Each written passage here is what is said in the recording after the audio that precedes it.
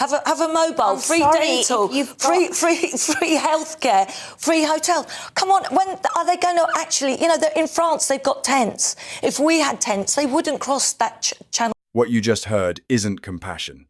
It's incentive. Free hotels, free healthcare, free support, and now even charities stepping in to help bring more people over.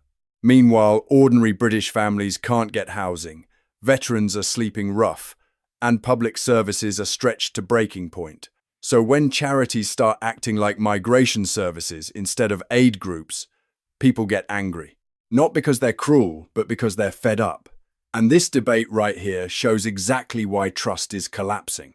But it's time for the next great British debate of the hour, and I'm asking, should charities face new guidelines for helping migrants? Now, because one charity, the Red Cross, a very respectable charity, I've given money to the Red Cross, I've done little charitable things to the Red Cross.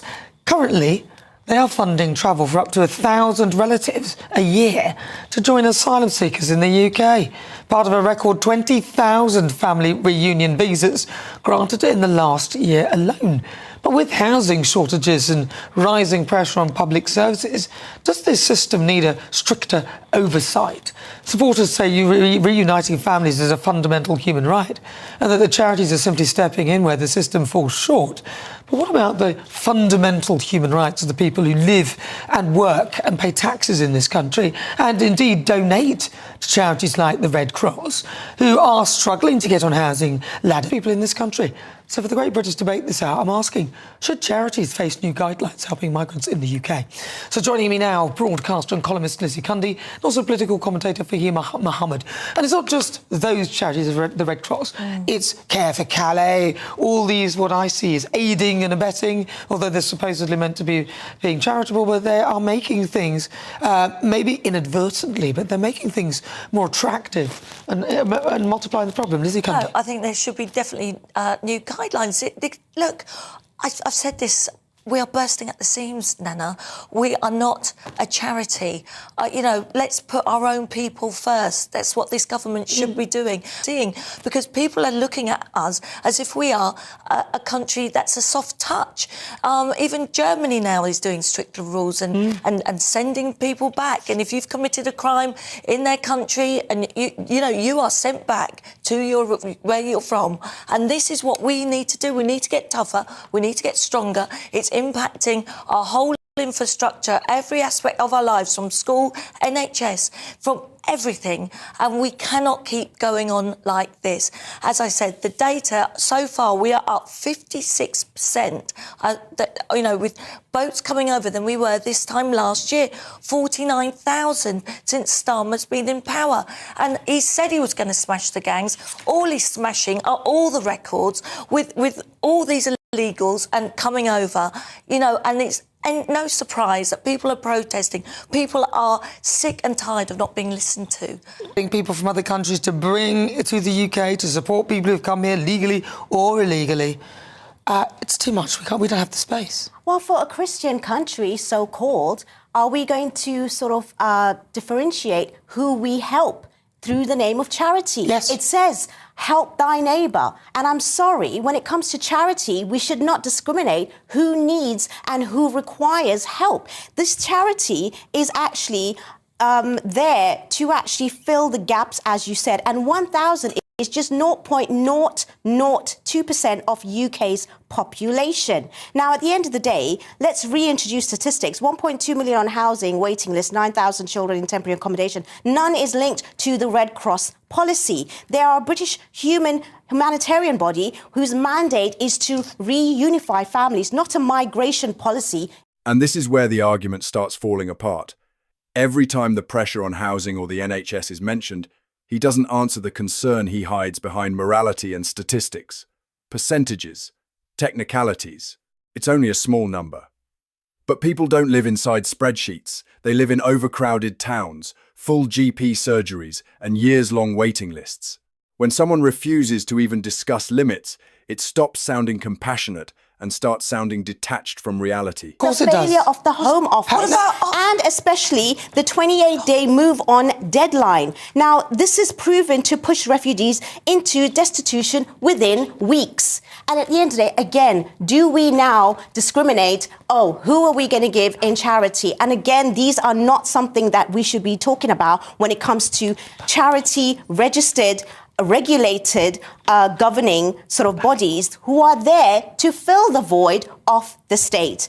And this is really quite shocking because I tell you what's shocking. I will tell you what's shocking. Seeing our veterans on the streets, looking at our own homeless there's all people. types of charities out there. You can't pick on one. And you know what? People are feeling that they are being felt like second-rate citizens in their own countries. They are not being helped. The charities shouldn't be doing this when with what's going on with our own people. The first order of any government is to look after its own people. And this is why we are seeing the protests. This is why we're seeing people distraught in their own villages. Yes, they are, because rhetoric and narrative, it's not rhetoric and taking away from vulnerable people who actually need this. It's humanitarian. It has got nothing to do with immigration, migration, or anything what about to do with that. The sympathy? What about your sympathy for the people of this country that are sick and tired of what's going on? When there are hotels packed full of immigrants, hotels packed full of immigrants, like in my little village, where the schools are scared to walk past. We've seen what's gone on in Epping. Have you not seen?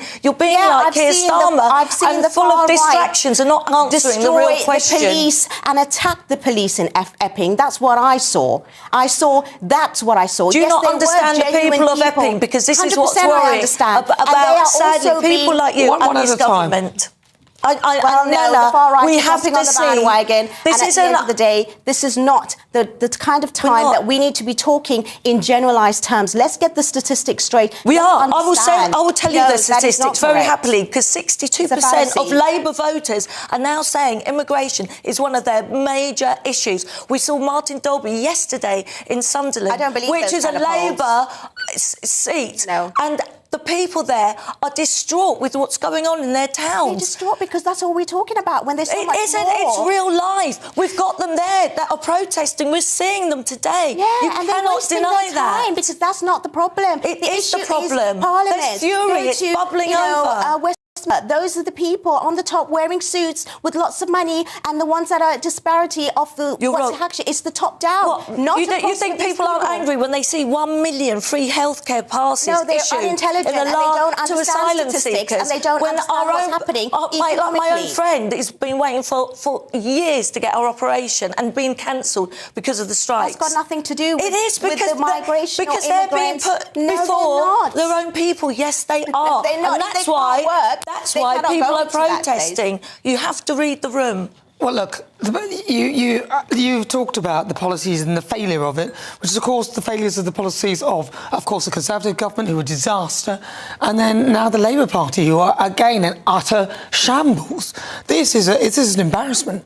Surely these charities need to be held to account, and there needs to be stricter control over what they can do, because in my view, I think a lot of them are either aiding and abetting. So I would say that Care for Calais, hanging out there, doing everything, helping everybody, whilst it is important to help people, there has to be a point where you have to go, hold on a minute, is what we're doing counterproductive to the people in this country? Like giving them the McCrib sheet of, this is what you need to say, this is what you need to do, this is where you need to go. Hold on a minute, these people have come from France. Yeah, have a mobile, free dental, free healthcare, free hotels. Come on, when are they going to actually?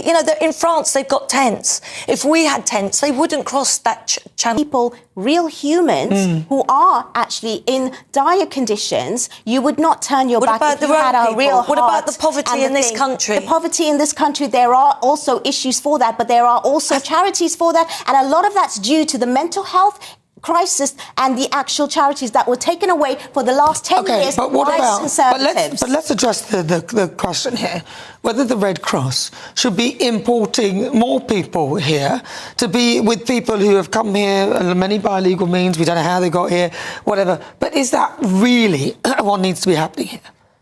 Surely the Red Cross should be focusing on things in the country. country. We know that we have a housing shortage. We know that we have a migrant crisis. Responsibility. No, but we know that we have a migrant crisis. Yes, but what we're saying is, should there be stricter rules? Then maybe some limiting. Oh, don't help that one because they're from this country. Don't help that one because they're from there. I don't care where they're from. I don't care where they're from. It's help is needed, no matter what. Humans are humans. No, I don't care where they're from. It is a numbers game, and there are houses. We have a shortage in this country, and I don't see why charities should be ignoring that just because they're charities and ignoring what is quite clear to me. That's government responsibility. No, but that's why I say they should regulate the charities. Is, we are bursting at the seams. We cannot do this any longer. It's affecting every aspect of our lives, from schools to NHS. And I'm sorry, if you can't understand why people are protesting, you know, it is affecting their everyday life. And they're scared, and they're scared for them, and they're scared for their children. Well, listen, I'll tell you what. This wasn't just an interview. This was an exposure. You saw it, you heard it, and you felt the hesitation every single time the question got simple. Should there be limits? Should British families come first? Should charities be accountable? And nobody on that side could say yes. Because admitting limits means admitting the system is broken. This is a pattern now. Governments fail to control the borders, charities step in to soften the consequences, and ordinary people are told to stay quiet and feel guilty for complaining. But you're the one paying for it. You pay through taxes, through rising rents, through packed schools, through hospital waiting lists that never end. Meanwhile, unelected organisations are effectively running migration policy without a single vote from the public. This is why trust is gone. Not because people lack compassion, but because they can see the imbalance. When your own citizens struggle to survive and the system still prioritises bringing more people in, something has flipped upside down. You felt it tonight. The dodging, the excuses, the refusal to say enough. So be honest with yourself. Is this incompetence or cowardice? And would you really trust people like this to run the country? If you're tired of the spin, hit like, subscribe, and ring the bell, because we're going to keep calling it out every single time.